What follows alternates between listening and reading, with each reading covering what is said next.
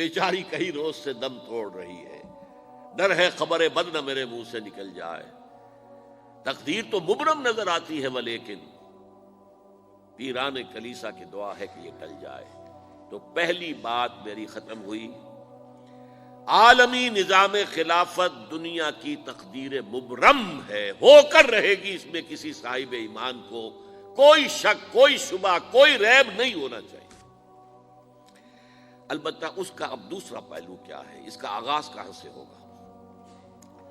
پہلی بات تو یہ، ہمارے بعض لوگوں کے ذہنوں میں، سادہ دل لوگ وہ سمجھتے ہیں کہ پوری دنیا میں ایک ہی دفعہ آ جانی چاہیے، یہ کوئی علاقائی خلافت تو نہیں ہو سکتی، خلافت تو عالمی ہوتی ہے۔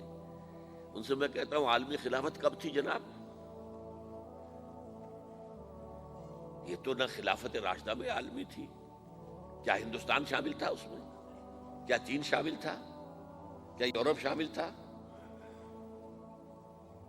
اور پھر جو خلافت کے نام سے جو ملوکیت چلی ہے وہ بھی صرف آپ دور بنو امیہ میں کہہ سکتے ہیں کہ وہ پورا عالم اسلام کم سے کم اس کے تحت تھا۔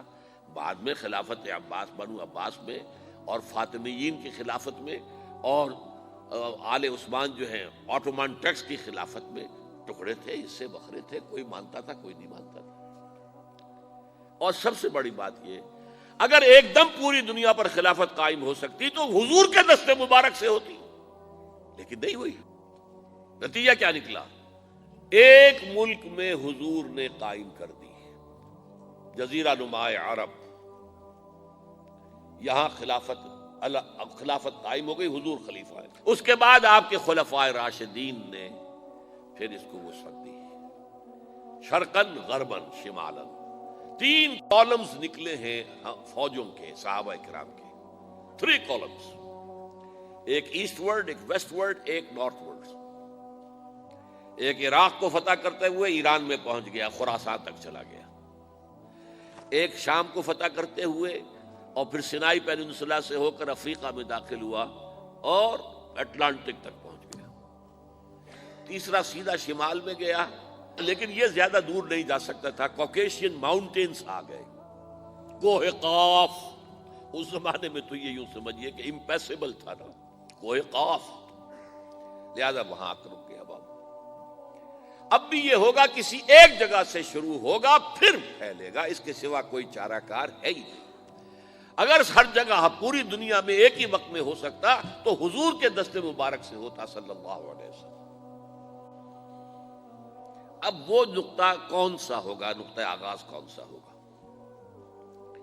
اس میں پہلی بات تو میں نے کہا، جو شک کرے گا اس کا پھر ایمان مشکوک ہے، ہوگا، لازماً ہوگا، گلوبل ہوگا، پوری دنیا میں ہوگا۔ کہاں سے شروع ہوگا اس میں آپ اختلاف کر سکتے ہیں، لیکن مجھے تو 2 حدیثیں تو ملی ہیں جن سے یہ اندازہ ہوتا ہے کہ یہ اس مشرقی خطے سے ہوگا، عرب کے مشرق کی جانب کسی ملک سے ہوگا، کسی خطے سے ہوگا۔ وہ حدیثیں بھی اب آپ پڑھ لیجیے پہلے، پھر میں کہہ رہا ہوں یہ خزانہ ہے جو ہم نے آپ کی خدمت میں پیش کیا ہے، کاش کہ آپ اس کی قدر کر سکیں، یہ حدیثیں آپ کو ازبر ہو جائیں، یاد ہو جائیں، لوح قلب پر نقش ہو جائیں۔ ہندوستان اور خراسان یعنی موجودہ افغانستان کا ذکر ابن ماجہ کی روایت ہے، عن عبداللہ ابن الحارث رضی اللہ تعالی عنہ قال رسول اللہ صلی اللہ علیہ وسلم یخرج ناس من المشرق یوطئون للمہدی یعنی سلطانہ، یعنی سلطانہ، دونوں طرح سے پڑھ سکتے ہیں۔ حضرت عبداللہ ابن حارث فرماتے ہیں رضی اللہ تعالی عنہ کہ حضور نے ارشاد فرمایا، مشرق کی طرف سے وہ فوجیں نکلیں گی، لوگ آئیں گے جو عرب میں مہدی کی حکومت قائم کریں گے۔ یہ مہدی کون ہوں گے اس کا ذکر میں ذرا بعد میں کروں گا، لیکن نوٹ کر لیجئے کہ مہدی سے پہلے لازماً کسی مشرقی علاقے کے اندر وہ نظام قائم ہو چکے گا، تب وہاں سے فوجیں آئیں گی نا۔ یہ مشرق کون سا ہے؟ عرب کے مشرق میں آپ چلیے، ایران بھی آ جائے گا، افغانستان بھی ہے، پاکستان بھی ہے، اور اگر اسے اور توسیع دیں تو ہندوستان بھی ہے۔ یہ ہے عرب کا مشرق، اس سے فوجیں جائیں گی۔ اس کا کیا مطلب ہے کہ اس میں سے کسی جگہ پر نظام خلافت پہلے قائم ہو جائے گا، تاکہ وہاں سے فوجیں جائیں گی جو جزیرہ نما عرب میں حضرت مہدی کی حکومت کو قائم کریں گی۔ اب دوسری حدیث سنیے، یہ سنن ابن ماجہ کی حدیث تھی جو میں نے آپ کو سنائی، آپ نے پڑھی۔ دوسری، عن ابی ہریرہ رضی اللہ تعالی عنہ، یہ ترمذی شریف کی روایت ہے، قال قال رسول اللہ صلی اللہ علیہ وسلم یخرج من خراسان رایات سود لا يردها شیء حتی تنصب بایلیا۔ خراسان کے علاقے سے سیاہ جھنڈے لے کر فوجیں آئیں گی، ان کا رخ کوئی موڑ نہیں سکے گا، ان کو پیچھے پھیر نہیں سکیں گے کوئی بھی، یہاں تک کہ وہ یروشلم میں جا کر جھنڈے نصب کر دیں گے۔